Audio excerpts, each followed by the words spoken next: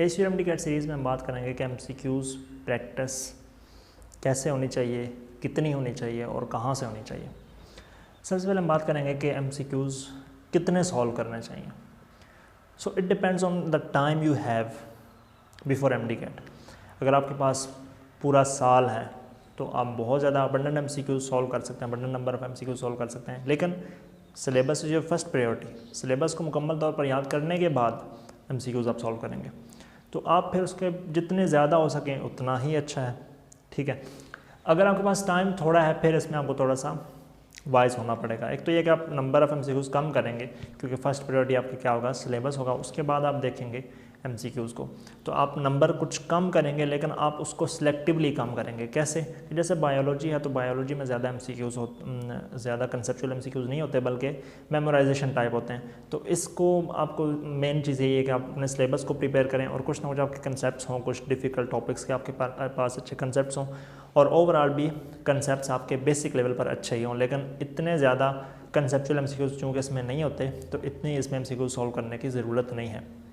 बाकी 3 सब्जेक्ट्स में आप देख लें कि आपका कौन सा सब्जेक्ट ज़्यादा वीक है। जैसे मेरा फिज़िक्स बहुत ज़्यादा वीक था तो फिज़िक्स के लिए मैंने बहुत ज़्यादा रिसोर्सेज से एमसीक्यू सॉल्व किए थे और इससे एमसीक्यू सॉल्व करने की क्योंकि आपके कंसेप्ट्स ज़्यादा बेहतर होते हैं तो जो सब्जेक्ट आपका कंसेप्चुअली वीक है उसमें आप सबसे ज़्यादा एमसीक्यूज़ को सॉल्व करें।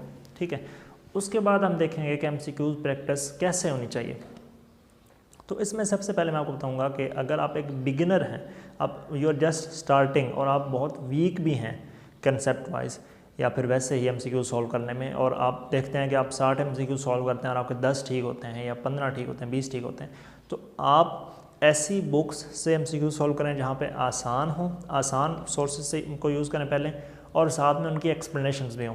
अगर एक्सप्लेनेशंस नहीं होंगी और मुश्किल एमसीक्यूज़ होंगे तो आपके डाउट्स इंक्रीज़ होते जाएंगे और आप उल्टा डीमोटिवेट होते जाएंगे या आपसे एमसीक्यूज़ सॉल्व भी नहीं होंगे और आप खुद से करने की कोशिश करेंगे तो आपका टाइम बहुत ज़्यादा इन्वेस्ट होगा जो अगेन आपको डीमोटिवेट करेगा। तो सबसे पहले आप शुरू करें ऐसे एमसीक्यू से जो आसान हों, एक्सप्लेनेशंस हों और उनके आप साथ साथ आंसर्स देखते रहें, खुद से ड्रिल ना करें। इससे आपको मतलब मेहनत बहुत ज़्यादा लगेगी, आपके एमसीक्यूज़ नहीं आ रहे होंगे, आप बहुत ज़्यादा उलझते रहेंगे, आपका एक एक एमसीक्यूज़ पर 10-15 मिनट लगेंगे तो आपको मुश्किल होगी। तो आप कोशिश करें कि ऐसे एमसीक्यू जहाँ पर एक्सप्लेनेशन हो और साथ साथ आप एक्सप्लेनेशंस देखते रहें। जब आपके पास अबंडेंट नॉलेज हो जाएगा कंसेप्ट्स का, एमसीक्यूज़ की ट्रिक्स जो होती हैं बीच में उन चीज़ों का, फिर आप यह है कि आप जैसे मतलब टेस्ट होते हैं उनको सारा टाइमर वगैरह लगा के प्रॉपर उनको आंसर्स देखे बैर खुद से सॉल्व करें, फिर बाद में की चेक करें जो मिस्टेक्स उनको आप ओवरकम कर लें।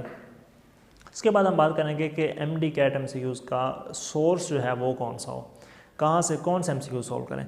इसमें सबसे पहले मैं जो कहूँगा ना कि बेस्ट रिसोर्स जो है आपका वो है आपके पास्ट पेपर्स। ठीक है, नॉट बिकॉज के पास्ट पेपर्स के एमसीक्यूज़ रिपीट होते हैं, ये आप ऐसे ही बिल्कुल खुशफहमी ना रखें कि पास्ट पेपर्स के एमसीक्यूज़ हम कर लेते हैं फिर ये रिपीट हो जाएंगे और बल्ले बल्ले। ठीक है, ऐसे कुछ नहीं होता। पास्ट पर एमसीक्यूज़ का फ़ायदा यह है कि आपको जो डिफ़िकल्टी लेवल है ना उसका बहुत ज़्यादा अंदाज़ा होता है और आपको हकीकी तौर पर समझ आती है कि किस तरह के एमसीक्यूज़ पूछे जाते हैं, हमसे क्या एक्सपेक्टेड है, किस तरह से हम सिलेबस को प्रिपेयर करें। So this would be helpful. इतना आपको अंदाज़ा किसी एकेडमी के टेस्ट से नहीं होगा जितना आपको पास्ट पेपर से होगा। तो पास्ट पेपर्स पर आपकी और जो रीसेंट पास्ट पेपर्स हैं, 5 साल पहले वाला पास्ट पेपर वो बहुत डिफरेंट होगा।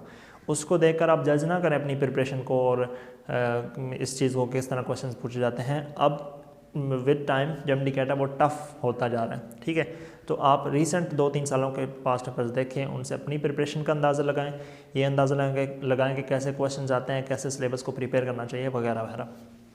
फिर हम बात करते हैं रिसोर्स की, लेकिन उससे पहले एक और बात हम डिस्कस करेंगे कि इसमें हम देखेंगे डिफ़िकल्टी लेवल एमसीक्यूज़ का क्या होना चाहिए जिस सोर्स के हम एमसीक्यूज़ सॉल्व कर रहे हैं। कुछ लोग कहते हैं कि यार इतने डिफ़िकल्ट एमसीक्यूज़ तो आते नहीं, उनको करने की ज़रूरत क्या है।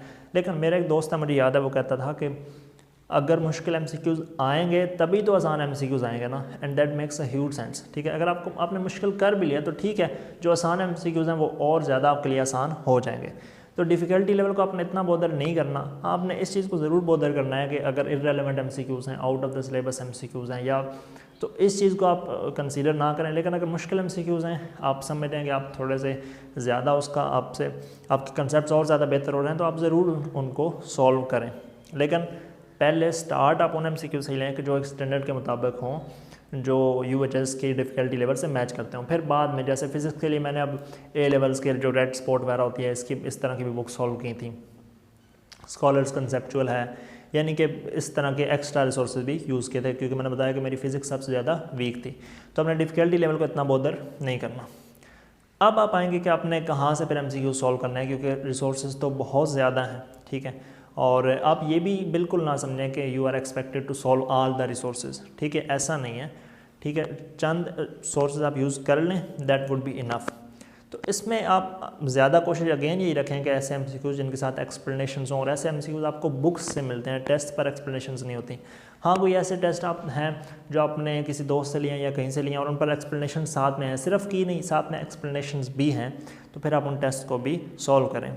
हाँ, कुछ एकेडमीज़ के टेस्ट बहुत अच्छे हैं, वो आप ज़रूर सॉल्व करें, ठीक है। ये नहीं कह रहा कि टेस्ट बिल्कुल करने ही नहीं है, टेस्ट भी आप करें, लेकिन बुक्स की जो एक्सरसाइज होते हैं वो भी बहुत अच्छी होती हैं उनमें से। और अक्सर ऐसे ही होता है कि उनके MCQs आपस में इंटरचेंज हो रहे हैं, इनके जिस एकेडमी की जो बुक्स हैं और जो टेस्ट हैं उनके MCQs तकरीबन एक जैसे ही होते हैं और बहुत सारे आपस में मिक्स हो रहे होते हैं, ठीक है। तो आप कोशिश करें कि जिन पर एक्सप्लेनेशन साथ में हैं वो आप एक तो सोर्सेज यूज़ करें। उसके बाद जैसे मैं आपको पहले भी शायद बताया हो कि कुछ एकेडमीज़ हैं, एक तो उनके ऐसा होता है कि पुराने सिलेबस वाले MCQs उन्होंने डाले होते हैं, फिर ये होता है कि उन्होंने irrelevant MCQs, out of syllabus MCQs होते हैं, ठीक है। तो ऐसे MCQs आपने नहीं करने, ऐसी एकेडमीज़ के आपने नहीं सॉल्व करने। फिर कुछ के कीज़ नहीं सही होती, ठीक है, एक्सप्लेनेशंस भी नहीं सही होती, तो आपने देखना है कि कीज़ बिल्कुल करेक्ट हों, एक्यूरेट हों, साथ में एक्सप्लेनेशंस अच्छी हों, ये नहीं कि सिर्फ एक्सप्लेनेशन हो बल्कि एक्सप्लेनेशंस अच्छी हों। फिर उसके बाद यह है कि वो एकेडमी यानी कि विलिंग हो कि आपको अच्छे MCQs बनाकर देना चाहती हो, ना कि ये सिर्फ वो खाना पूरी ही कर रहे हो। कुछ एकेडमीज़ ऐसी हैं कि जो बस MCQs उन्होंने 60 MCQs पूरे करने होते हैं, 44 MCQs उन्होंने पूरे करने होते हैं एक टेस्ट के अंदर, जितने में उनका एक नंबर होता है, बस उनका मतलब ये प्रायोरिटी होती है। बाकी उनको नहीं गर्ल्स के MCQs कंसेप्चुअल हैं, अच्छे हैं, स्टैंडर्ड के मुताबिक हैं वगैरह वगैरह। कुछ अकेडमीज़ मैंने देखी हैं उनके टेस्ट इस तरह से होते हैं कि उन्होंने फ़र्ज़ करें 50 MCQs का एक टेस्ट है, तो उनकी कोशिश होती है कि सिर्फ 2 पेजेस पर वो सारे मतलब MCQs ना हम उनको डाल दें। इसलिए वो क्या करते हैं कि MCQs की स्टेटमेंट्स बहुत छोटी छोटी रखते हैं, फिर फ़ॉन्ट को बिल्कुल बारीक बारीक कर देते हैं, कोई डायग्राम बीच में नहीं डालती ताकि थोड़ा सा पेज एक्स्ट्रा ना यूज़ हो जाए। जो इस तरह की एकेडमीज़ काम करते हैं उन टेस्ट को आप दूसरी प्रायोरिटी पर ही रखें। ओवरऑल यही रिकमेंड करूँगा कि जो पॉपुलर एकेडमीज़ हैं उनके आप MCQs और टेस्ट सॉल्व करें। मैंने भी यही किया था, ठीक है। बाकी इतना बॉदर करने की ज़रूरत नहीं होती, ठीक है। आपस में ये इनके MCQs इंटरचेंज ही हो रहे होते हैं, कोई मतलब तकरीबन एक जैसे ही होते हैं, कोई इतना ख़ास फ़र्क नहीं होता, ठीक है।